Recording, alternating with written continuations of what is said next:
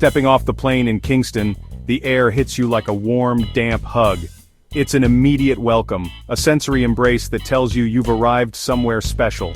The humidity wraps around you, and the vibrant energy of the island seems to seep into your very being. The airport is bustling with activity, a mix of locals and tourists all moving to the same unspoken rhythm. The scent? A mix of salt air, something sweet cooking, and a whiff of something almost herbal, earthy. It's a tantalizing blend that makes your mouth water and your heart race with anticipation. The street markets are alive with the sounds of vendors calling out, the sizzle of food cooking, and the laughter of people enjoying the simple pleasures of life. The ocean view, with its turquoise waters and lush tropical plants, is a constant reminder of the island's natural beauty. This is Jamaica, a place that pulses with a rhythm all its own. The coastline stretches out like a postcard, with waves crashing against the shore and palm trees swaying in the breeze. The streets of Kingston are a vibrant tapestry of colors and sounds, with bustling markets, lively music, and the ever-present aroma of delicious food. The buildings, painted in bright hues, reflect the island's rich cultural heritage and its people's indomitable spirit. It's an energy that seeps into your bones, a mix of island ease and something deeper, something searching. The festivals are a riot of color and sound, with people dancing to the infectious beats of reggae music. On the beaches, people relax and soak in the sun, their worries melting away with each passing wave. As the sun sets over the hills, the sky is painted in hues of orange and pink, a breathtaking end to another day in paradise. This, I was learning, was the heart of Rastafari country. The Rastafarian movement, with its roots in African identity and spirituality, is a vital part of Jamaica's cultural fabric. The people, with their distinctive dreadlocks and colorful attire, exude a sense of pride and purpose. The Rastafarian flag, with its red, gold, and green stripes, waves proudly in the wind, a symbol of resistance and resilience. I'd come to Jamaica, like many, drawn by the music. Reggae, with its hypnotic beat and message of resistance, had always resonated with me. The concerts are a sensory overload, with the crowd swaying to the rhythm, the musicians pouring their hearts into every note, and the vinyl records spinning timeless classics. It's a musical journey that transcends borders and speaks to the soul. Reggae, with its hypnotic beat and message of resistance, had always resonated with me. The music is more than just a genre, it's a way of life, a call to action, and a source of comfort. The bands, with their soulful performances, capture the essence of the island's spirit. The nighttime concerts, with their pulsating energy and communal vibe, are an experience like no other.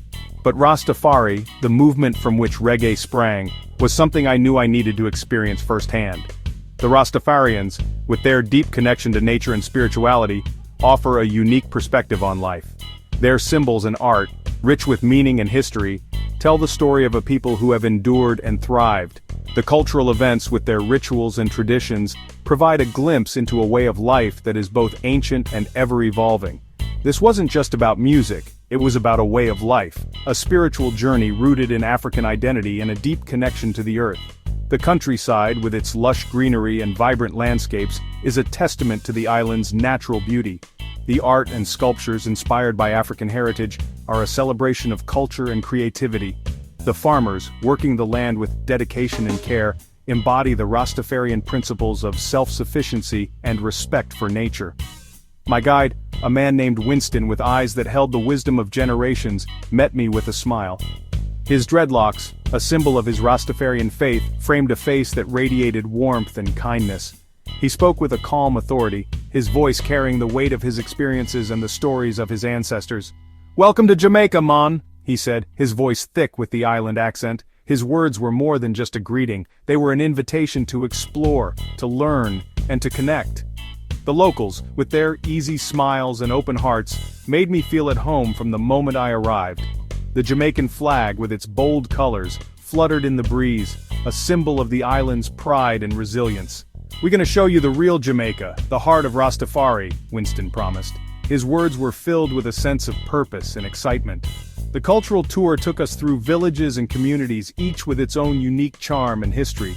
The guides, with their deep knowledge and passion, brought the stories of the island to life, making each moment a learning experience. And with that, we were off, plunging into the heart of a culture that was as vibrant and complex as the island itself.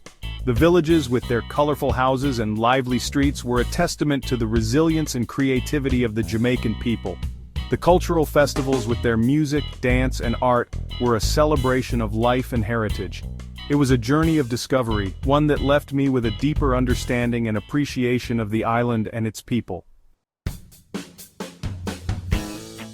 To understand Rastafari, Winston explained, you have to delve deep into its roots and the socio-political climate of the time. You have to understand its history, which is rich and complex, intertwined with the struggles and aspirations of the Jamaican people. Born in the slums of the 1930s Jamaica, it was a response to colonialism's brutal legacy. The harsh realities of poverty and oppression faced by the black population fueled a desire for change and a search for identity. Marcus Garvey, a Jamaican activist, became a prophet of sorts. His teachings and philosophies laid the groundwork for what would become the Rastafari movement. His message of black liberation and a return to Africa resonated deeply. Garvey's vision of a united black diaspora and his call for self-empowerment inspired many. Then came the coronation of Haile Selassie I as Emperor of Ethiopia in 1930. This event was monumental and electrifying for the followers of Garvey's teachings. For many Jamaicans, Selassie, who traced his lineage to King Solomon and the Queen of Sheba, was the fulfillment of Garvey's prophecy. He was seen as a divine figure, a beacon of hope and a symbol of black sovereignty. He was Rastafari, the Lion of Judah, the living God. His presence and leadership were seen as a divine intervention in the plight of the oppressed. Rastafari, however, wasn't just about repatriation to Africa. It was a spiritual and cultural revolution that sought to redefine black identity and pride. It was about reclaiming black identity, about self-reliance, and about creating a sense of community and solidarity among the oppressed. About living in harmony with nature, embracing a lifestyle that was sustainable and in tune with the earth. It was about resisting oppression in all its forms, whether it be political, social, or economic. Rastafari was and continues to be a powerful movement for change and empowerment. We drove through the bustling streets of Kingston, past vibrant murals and street vendors hawking their wares, until we reached Trenchtown. This neighborhood, a sprawling collection of low-slung concrete houses, was where reggae was born. It was here, in the midst of poverty and struggle, that the music became a voice for the voiceless. We visited the Culture Yard, once home to Bob Marley himself. Standing in the courtyard, surrounded by murals depicting scenes of Rastafarian life, I could almost hear the echoes of Marley's music, his lyrics about love, resistance, and social justice. Leaving the city behind, we drove into the lush Jamaican mountains where the landscape transformed into a vibrant tapestry of greens and blues. The journey was long but filled with breathtaking views that made every mile worth it. The air was thick with the scent of pine and damp earth, a refreshing change from the city's hustle and bustle. We were headed to a remote village, a Rastafarian community nestled high in the hills. Here, life moved at a slower pace, allowing for deeper connections with nature and each other. We sat with village elders, their faces etched with wisdom and experience. Each wrinkle told a story, each smile shared a piece of their history. Their dreadlocks flowed down their backs like silver ropes, a testament to their long lives and deep spiritual journeys. They spoke about the importance of community, of coming together to support one another in times of need and joy. Living in harmony with nature was a central theme in their teachings. They believed that by respecting the earth, they could live more fulfilling and balanced lives. They also spoke of the spiritual power of ganja, the sacred herb. It was more than just a plant. It was a tool for meditation, healing, and connecting with the divine. One elder, a woman named Mama Rose, shared her wisdom on the importance of ital living. Her eyes sparkled with passion as she spoke. Ital is about respecting your body, she explained. It's a lifestyle that emphasizes natural, organic foods and a holistic approach to health. Respecting the earth, she said, is just as important as respecting oneself. The two are interconnected, and by nurturing one, you nurture the other. It's about eating food that's pure, free from chemicals and artificial additives. Food that nourishes not just the body, but the soul. Food that gives you life, she concluded, holding up a basket of fresh, vibrant produce. In this village, every meal was a celebration of life, health, and community. Ital is vital. Food as sacrament and sustenance. Food in Rastafarian culture is more than just sustenance. It's a sacrament, a way of connecting with the divine.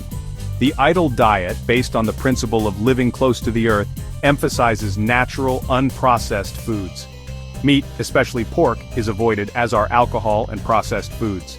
We shared a meal of callaloo, a leafy green stew, rice and peas, and fried plantains.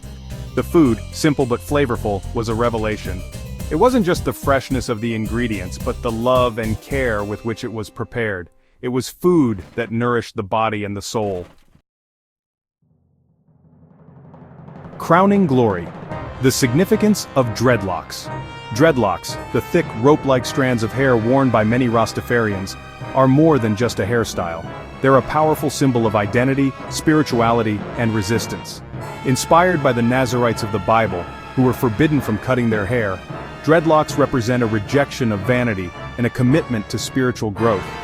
Winston explained that dreadlocks are a symbol of strength and resilience, a reminder of the lion's mane, a symbol of Africa. They're also a visible expression of Rastafarian beliefs, a rejection of Western beauty standards, and an embrace of natural beauty. Reggae soul, music as resistance and celebration.